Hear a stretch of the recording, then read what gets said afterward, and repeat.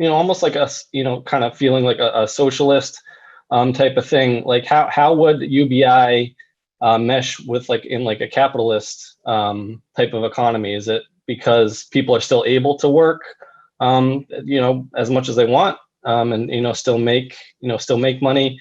So it's interesting because, I mean, I guess people define capitalism in different ways, and I think Derek has some opinions on this.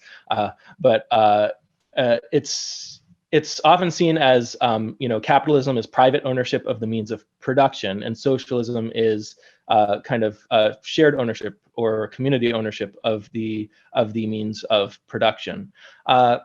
Basic income is concerned with the means of consumption. So when you're giving everyone money, you're giving everybody tickets so they can claim the output from the economy. So you're giving them access to the means of consumption. So it's kind of a little bit of an orthogonal thing. We can think about which kinds of things, which kinds of resources need to be allocated directly by the government, and then that's kind of more of a socialized thing, and then which kinds of resources are more efficiently allocated by the market, and that's more of kind of a capitalist market-oriented thing, and there's plenty of debate to be had there. And I think basic income is agnostic on kind of where you draw the line or what you put on the different sides of that line, but what it does do is it funds the market side of the line, wherever you choose to draw that line. So yeah, I mean, I don't think, basic income is certainly not incompatible with capitalism. I think in some ways it turns capitalism into socialism, in the sense that if everyone has access to the economy's output, then it's kind of like it's kind of like we're all owners of the whole economy, and we get to vote with our dollars about what it produces and stuff like that. So that's kind of like a form of ownership. So it might even kind of bring the two things together a little bit. Yeah. Bethany, go ahead.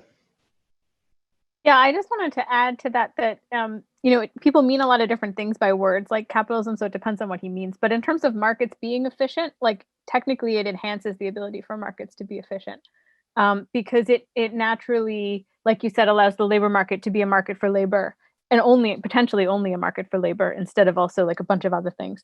And it allows, like you said, the way that capitalism or free markets, I'll just say, are supposed to be good for people is what you said, that people kind of get to vote from their dollars, and the goods that are produced are the goods that they want. But this, of course, only works for the benefit of people who have money.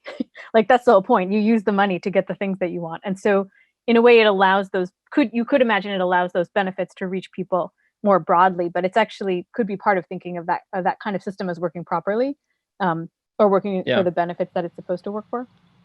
Yeah, it was funny, like during the presidential debates, Elizabeth Warren would keep saying the economy only works for the people who have money. And I'm like, well, if we have basic income, then that's everyone, right?